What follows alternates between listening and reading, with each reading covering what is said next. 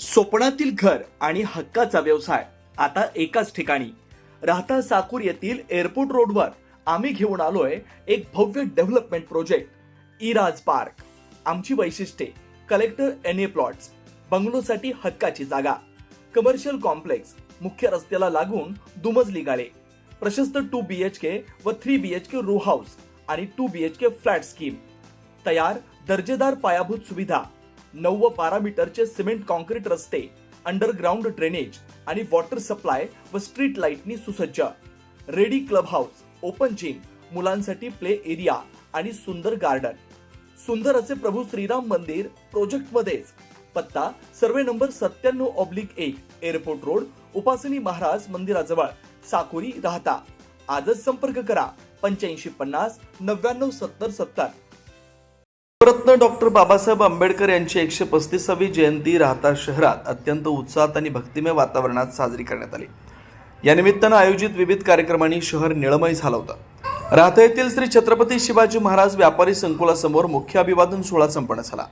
राज्याचे जलसंपदा मंत्री नामदार राधाकृष्ण विखे पाटील यांच्या शुभ हस्ते डॉक्टर बाबासाहेब आंबेडकर यांच्या प्रतिमेचं पूजन करून पुष्पहार अर्पण करण्यात आला. यावेळी जय भीमच्या घोषणांनी परिसर दुमदुमून गेला होता.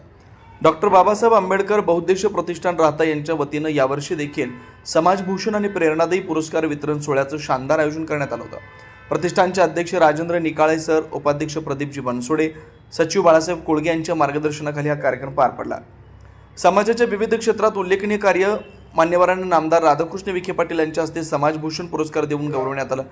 ज्येष्ठ नागरिक बालमभाई सय्यद, पत्रकारिता क्षेत्रातील सतीश दादा वैजापूरकर, ज्येष्ठ पत्रकार सामाजिक क्षेत्र श्री माधव काशीनाथ बिडवे, प्रेरणादायी पुरस्कार भानुदास बक्काजी गाडेकर, श्री दत्तात्रय माधवराव पिलगर, बाळासाहेब सकाराम गिधाड, उद्योग व व्यापार क्षेत्रात सुनील शांताराम सदाफळ, व्यापारी क्षेत्रात पंकज छगनमल पिपाडा, शिक्षण विभागात प्राध्यापक बाळासाहेब रामनाथ गाडेकर आदी मान्यवरांचा सन्मान करण्यात आला. या कार्यक्रमाचे अध्यक्ष गणेश कारखान्याचे माजी चेअरमन मुकुंदराव सदाफळ तसेच प्रमुख उपस्थिती नगराध्यक्ष डॉक्टर स्वाधीन गाडेकर, उपनगराध्यक्ष डॉक्टर विजयराव सदाफळ, माजी नगराध्यक्ष सोपान काका सदाफळ, राजेंद्र वाबळे, मोहनराव सदाफळ, भाऊसाहेब जेजूरकर, रघुनाथ बोठे, वीरभद्र ट्रस्टचे अध्यक्ष जबाजी मेचे, उपाध्यक्ष विजय सदाफळ, कैलास बापू सदाफळ, भाजपचे सरचिटणीस नितीन कापसे, गटनेते मुन्नाभाई शहा, राजेंद्र निकाळे तसेच सर्व नगरसेवक, नगरसेविका, ग्रामस्थ उपस्थित होते. या सोहळ्याला राहता शहरातील राजकीय, सामाजिक आणि शैक्षणिक क्षेत्रातील अनेक मान्यवर, भीम अनुयायी मोठ्या संख्येने उपस्थित होते. प्रतिष्ठानच्या वतीने करण्यात आलेल्या शिस्तबद्ध नियोजनाचं सर्व स्तरातून कौतुक होतं. डॉक्टर बाबासाहेब आंबेडकरांचे विचार समाजातील शेवटच्या घटकापर्यंत पोहोचावेत या उद्देशाने हा सोहळा यशस्वी करण्यात आला. कार्यक्रम यशस्वी करण्यासाठी गणेश निकाळे, भीमराज निकाळे, आबा निकाळे, मारुती गायकवाड सर, नगरसेवक मयूर पाळंदे, संदीप सोनवणे, ज्ञानेश्वर निकाळे आदींनी विशेष परिश्रम घेतला. प्रथमतः आपल्या देशाच्या संविधानाचे जनक भारतरत्न डॉक्टर बाबासाहेब आंबेडकर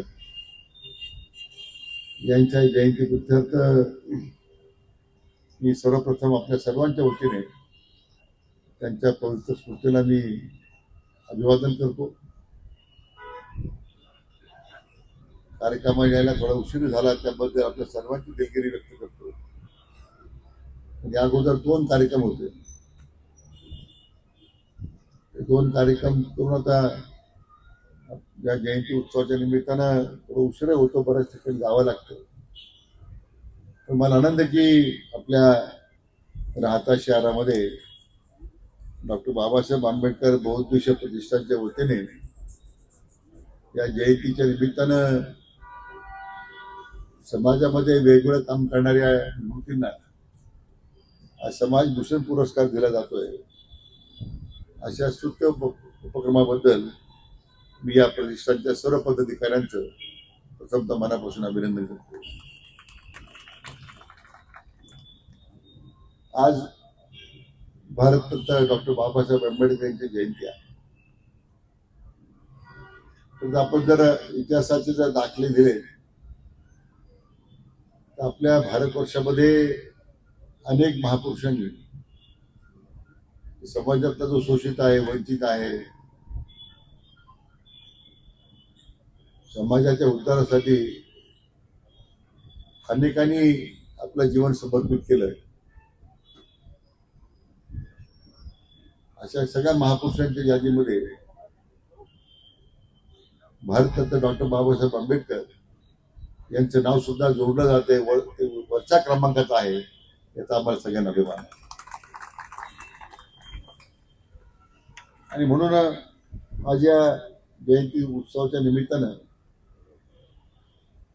त्यांच्या अष्टपैलू व्यक्तिमत्वाबद्दल, त्यांचं राजकीय, शैक्षणिक वेगवेगळ्या क्षेत्रात त्यांनी जे केलेलं काम आहे, अशा त्यांच्या स्मृतीला उजाळा देण्याचा हा दिवस आहे.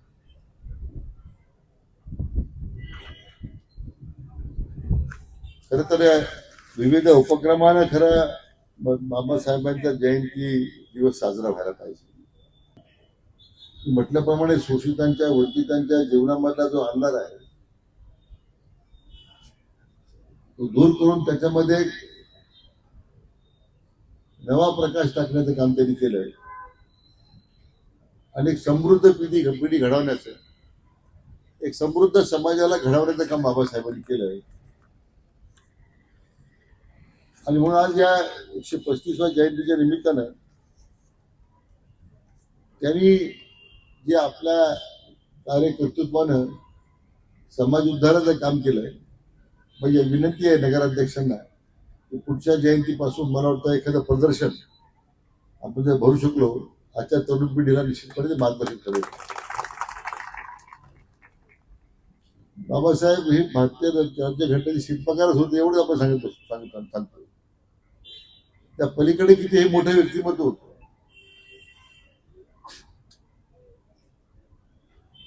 आज जगमान्य अशा प्रकारचं नेतृत्व आज आपल्याला डॉक्टर बाबासाहेब आंबेडकरांच्या निमित्त आपल्याला पाहायला मिळतं. आणि केवळ ते राज्यघटनेचे शिल्पकार म्हणून त्यांचं मी नावलौकिक या ठिकाणी उल्लेख करत नाही, तर या संपूर्ण समाज परिवर्तनामध्ये त्यांनी या समाजाच्या शोषित घटकांसाठी आपलं संपूर्ण जीवन व्यतीत केलंय. विशेष करून समाज परिवर्तन जर करायचं असेल तर शिक्षण हेच त्याचं मोठं माध्यम आहे. आणि म्हणून माणसाची वैचारिक, सामाजिक किंवा त्याची क्रियाशक्ती वाढवण्याची जी क्षमता वाढवायची असेल तो ज्ञानाने समृद्ध झाला पाहिजे.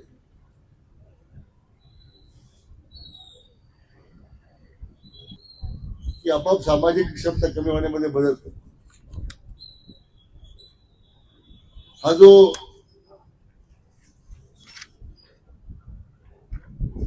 विचार बाबासाहेबांनी दिला त्या शैक्षणिक संघर्ष करा आणि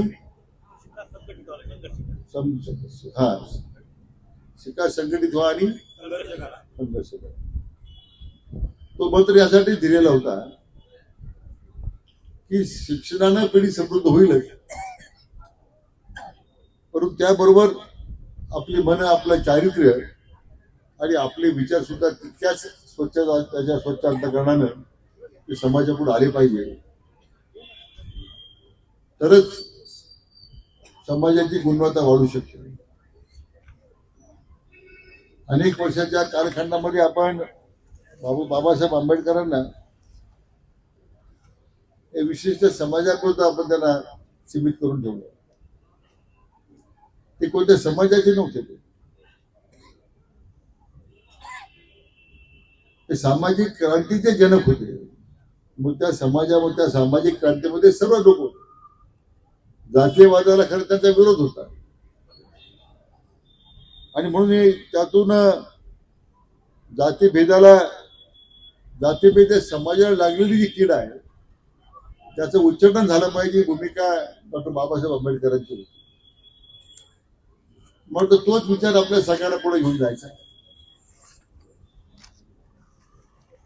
तर म्हणजे त्यांचा विचार प्रखर राष्ट्रभक्तीनं आणि राष्ट्रप्रेमाने भरलेला होता.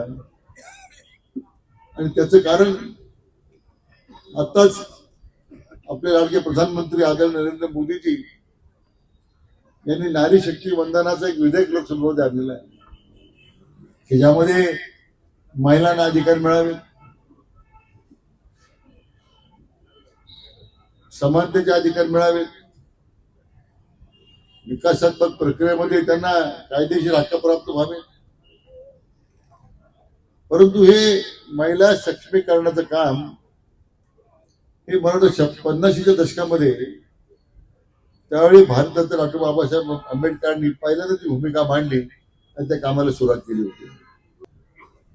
या संविधानाचं जे महत्व आहे, मला वाटतं आदरणीय प्रधानमंत्री महोदयांनी, नरेंद्र मोदीजींनी बाबासाहेबांनी जे संविधान आहे त्यासाठी वर्षभरामध्ये एक दिवस तो संविधान दिवस म्हणून साजरा करण्याचा निर्णय केला. संविधान बदलणार, घटना बदलणार अशा नकारात्मक निगेटिव्ह सेट करून मधल्या काळात काही लोकांनी बुद्धिबळ करण्याचा प्रयत्न केला. तर आदरणीय प्रधानमंत्र्यांनी स्पष्टपणे सांगितलं होतं की पृथ्वी लोकांची कोणती शक्ती नाहीये या दिलेली घटना बदलू शकेल किंवा संविधान बदलू शकेल. आणि म्हणून त्या संविधानाचा मान राखताना तो पवित्र ग्रंथ आहे आणि सगळ्या ग्रंथापेक्षा सर्वश्रेष्ठ पवित्र हा संविधानाचा ग्रंथ असं त्यांनी जे म्हटलं. मला वाटतं की आपण सगळ्यांनी त्या संविधानाप्रती असणारी जी आस्था आहे, भूमिका आहे, मला वाटतं ती अधोरेखित होतो. बौद्धिक प्रतिष्ठाननी समाज भूषणाचे पुरस्कार अनेक व्यक्तीला दिले. सतीशराव आहेत, मग